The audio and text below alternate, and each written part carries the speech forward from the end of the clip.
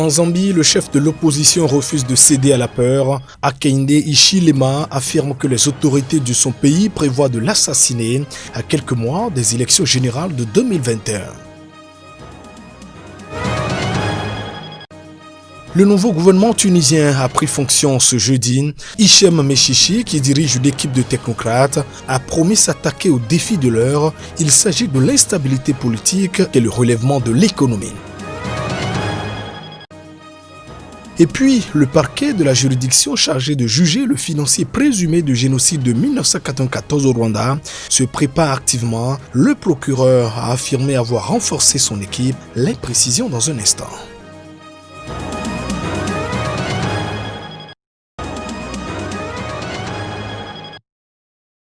Je n'ai pas peur d'être tué parce qu'après m'avoir tué, il y aura d'autres HH qui apparaîtront, a déclaré jeudi à l'AFP Hichilema, surnommé HH, et qui dirige le Parti uni pour le développement national, principale formation de l'opposition de ce pays d'Afrique australe. Âgé de 58 ans, Hichilema dit avoir commencé à craindre pour sa sécurité après la parution récente d'articles dans la presse locale l'accusant d'avoir abusé de sa position de consultant de l'État dans le processus de privatisation d'entreprises publiques des années 1990.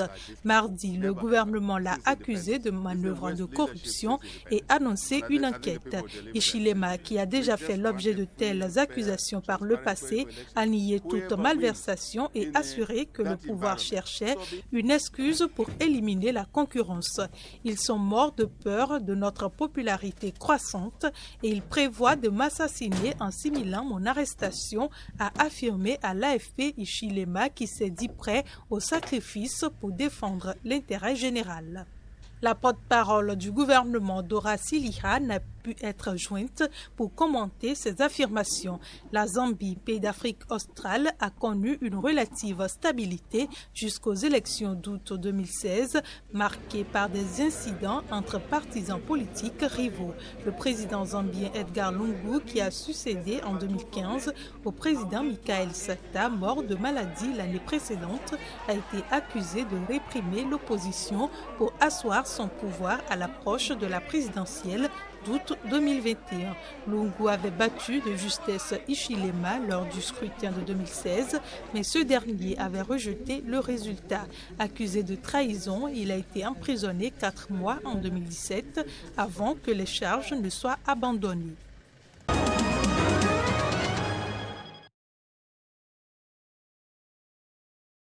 Dirigés par Hichem Mechichi, les membres du nouveau gouvernement ont prêté serment mercredi devant le président tunisien Kais Saied lors d'une cérémonie officielle tenue au palais de Carthage dans la banlieue nord de Tunis. Au cours de cette cérémonie, le président a souligné dans son discours l'intervention de certains blocs politiques dans le vote de confiance du nouveau cabinet, preuve de tensions qui demeurent. La loi doit se conformer à la volonté de la majorité qui a été écrasée et que beaucoup ont tenté de forger à leur volonté. Quiconque croit être au-dessus des lois se fait des illusions.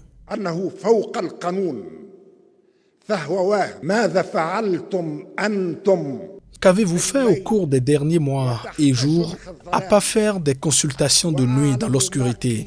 Je sais ce qui a été dit ces derniers jours et je connais les accords qui ont été conclus. La prestation de serment intervient quelques heures après une séance parlementaire extraordinaire au cours de laquelle ce cabinet a bénéficié de la confiance de l'Assemblée des représentants du peuple par un vote de 134 voix sur 217. Pour Hichem Mechichi, ministre de l'Intérieur sortant, qui a été désigné Premier ministre par le président Kais Saied, il s'agit d'un gouvernement restreint de compétences apolitiques. Ce gouvernement est composé de 28 membres, dont 25 ministres et 3 secrétaires d'État. C'est le 3e cabinet à être présenté au Parlement tunisien pour vote de confiance en une année.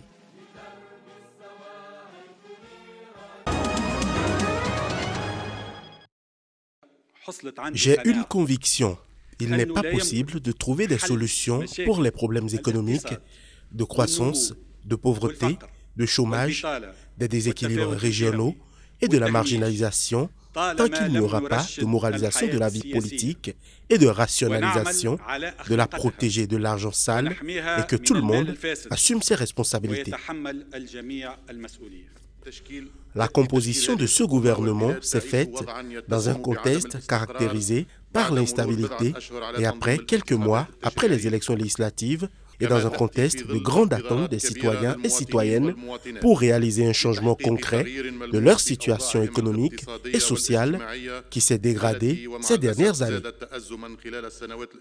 Le front politique qui a voté pour ce gouvernement, nous espérons que cela n'était pas qu'un simple vote, nous espérons qu'ils en étaient convaincus. S'ils sont convaincus par ce gouvernement, il y aura certainement plus d'appui pour travailler par les lois. Mais si le gouvernement ne dure pas longtemps, je considère cela comme de l'irresponsabilité dans un contexte très particulier.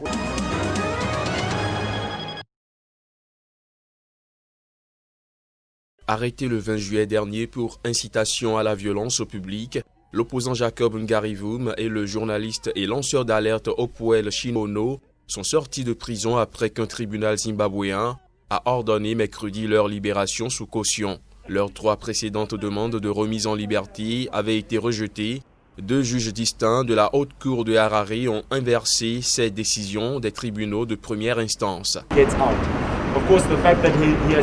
Bien sûr, le fait qu'il a été incarcéré tout ce temps est une énorme injustice. Ces conditions de libération sous caution sont extrêmement strictes. Nous pensons qu'elles sont trop sévères. Elles restreignent même ses droits constitutionnels. And I mean, look here, for 45 days we've been in incarceration. For what? Pendant 45 jours, nous avons été incarcérés. Pour quelle raison? Ce n'était déjà pas juste de nous arrêter en premier lieu et pendant 45 jours, ils nous ont refusé notre liberté. C'est inacceptable. Et quel investisseur viendrait dans un pays où un État, un gouvernement s'oppose à vous et il vous faut 45 jours pour obtenir une caution? C'est incroyable.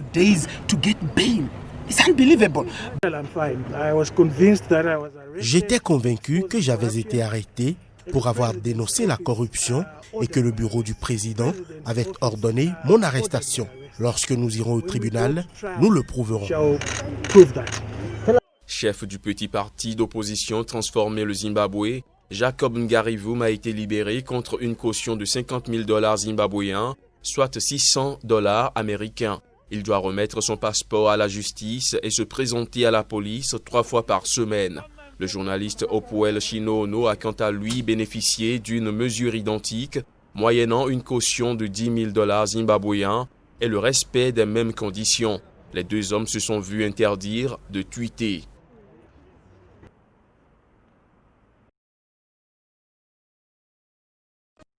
Le prix Nobel de la paix 2018, Denis Mukwege, a affirmé avoir reçu des menaces et vu des proches menacés après avoir dénoncé un récent massacre de civils dans l'est de la République démocratique du Congo.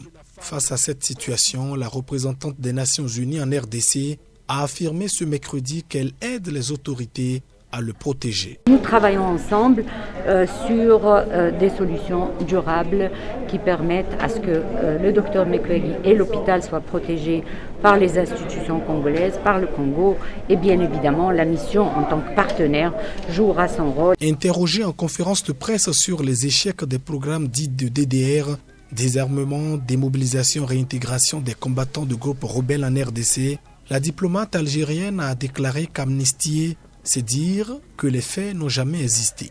Les gens qui commettent des crimes graves doivent répondre de leurs actes. Après, l'État, dans sa générosité, la victime, dans sa générosité, peuvent pardonner, peuvent tourner la page, ils peuvent accepter une réparation pour stabiliser. Ça, c'est des processus qui existent, qui ont existé dans beaucoup de pays.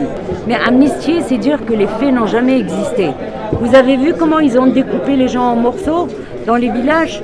Comment vous allez amnistier? C'est pas normal de parler d'amnistie dans des situations aussi graves. Que faites des victimes? Vous leur dites tant pis pour vous. Des dizaines de groupes armés congolais, mais aussi d'origine ougandaise, rwandaise ou burundaise, menacent les civils dans les 3 provinces de l'Est, de l'Ituri, du Nord et du Sud Kivu. Rappelons que la mission de l'ONU est présente en RDC depuis 20 ans.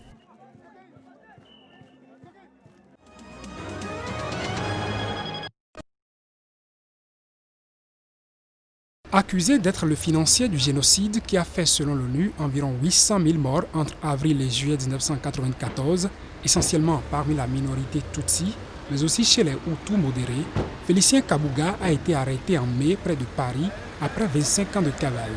Nous travaillons d'arrache-pied pour actualiser le dossier en vue d'obtenir une condamnation au terme du procès, a déclaré Serge Bramets en visite au Rwanda depuis une dizaine de jours. Il a souligné avoir renforcé son équipe sur place en y transférant 5 de ses collaborateurs et en engageant autant de nouveaux procureurs et enquêteurs pour mettre à jour ce dossier. Le magistrat belge est le procureur du mécanisme de l'ONU pour les tribunaux pénaux internationaux, une structure chargée notamment d'assurer les fonctions résiduelles du tribunal pénal international pour le Rwanda, TPIR, fermé depuis décembre 2015. Il a précisé avoir rencontré les autorités judiciaires rwandaises pour avoir accès à leur banque de données. Bramets, dont c'est la première visite au Rwanda depuis l'arrestation de Félicien Kabuga, a expliqué que tous les éléments de preuve qui ont été utilisés pour avoir le mandat d'arrêt confirmé et l'acte d'accusation confirmé le 26 novembre 1997 datent de très longtemps et qu'il faut donc retourner vers les témoins de l'époque, voir qui est encore disponible. Tout en indiquant comprendre le souhait des victimes rwandaises de voir Félicien Kabuga jugé au Rwanda, il a rappelé qu'en l'État, le MTPI était la seule juridiction compétente. Le 3 juin, la Cour d'appel de Paris a donné son feu vert à la remise de Kabuga au MTPI. L'accusé a saisi la Cour de cassation qui doit trancher le 30 novembre. Le procureur a par ailleurs rencontré à Kigali des membres de la communauté diplomatique au sujet des fugitifs restants.